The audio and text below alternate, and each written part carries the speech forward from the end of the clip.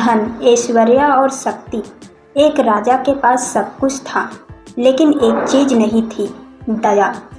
उसके पाप इतने गहरे थे कि मृत्यु के बाद भी उसकी आत्मा नरक में मुक्ति नहीं पा सकी।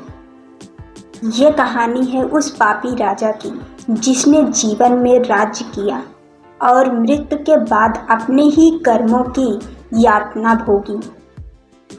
आज की ये कथा सिर्फ कहानी नहीं, बल्कि एक आत्मिक चेतावनी है कि हम जैसा बोते हैं वैसा ही काटते हैं।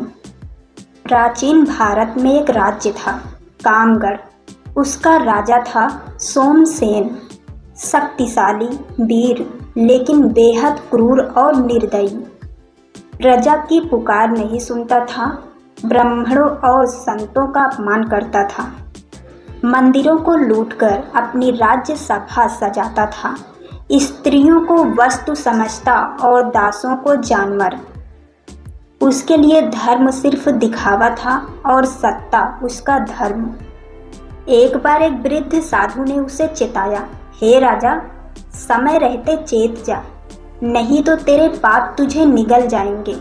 राजा हंसा, मैं राजा हूँ, स्वर्ग मेरा अधिकार है। परंतु भाग्य और कर्म किसी के विशेष नहीं होते। सोमसेन की मृत्यु अचानक एक दुर्घटना में हो गई।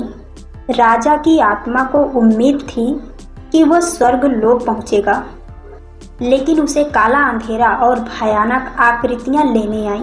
यमदूत। यमलोक में उसका स्वागत नहीं हुआ, बल्कि चित्रगुप्त ने उसका लेखा खोला। पाप, ब्रह्मांड हत्या, स्त्री उत्पीड़न, लोभ, घमंड, धर्मद्रोह, ओढ़ कोई नहीं। यमराज ने कहा, राजा तो तू था, पर राजा धर्म का रक्षक होता है, तू बना था धर्म का भक्षक। और फिर शुरू हुई नरक की 28 यातनाएं। तप्त कुंभ नरक, जहाँ गर्म तेल में उबाला गया। कृमि भोज नरक, जहाँ कीड़े उसकी आत्मा को कुतरते रहे। सालमली नरक, कांटों पर लटकाया गया। अंधतम नरक, अंधेरे में अकेले तड़पता रहा। हर दिन उसे उसके पापों की सजा दी जाती थी और उसकी आत्मा चिल्लाती थी, मुझे क्षमा कर दो। सदियां बीती, राजा की आत्मा आज भी यमलोक के एक कोने में भटकती है।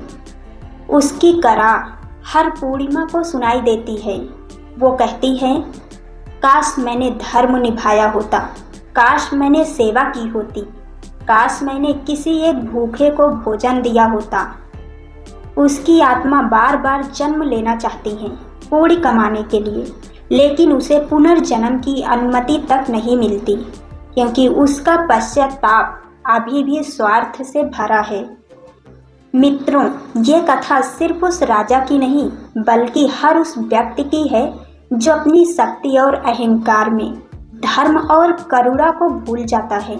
आपका धन, आपका रुतबा आपके साथ नहीं जाएगा, जाएंगे सिर्फ आपके कर्म। कमेंट करें, मैं धर्म का मार्ग चुनता या चुनती हूँ। और ऐसी ही सच्ची आध्यात्मिक कहानियाँ सुनने के लिए channel Kalyani story in Hindi को सब्सक्राइब करें। ओम नमः शिवाय।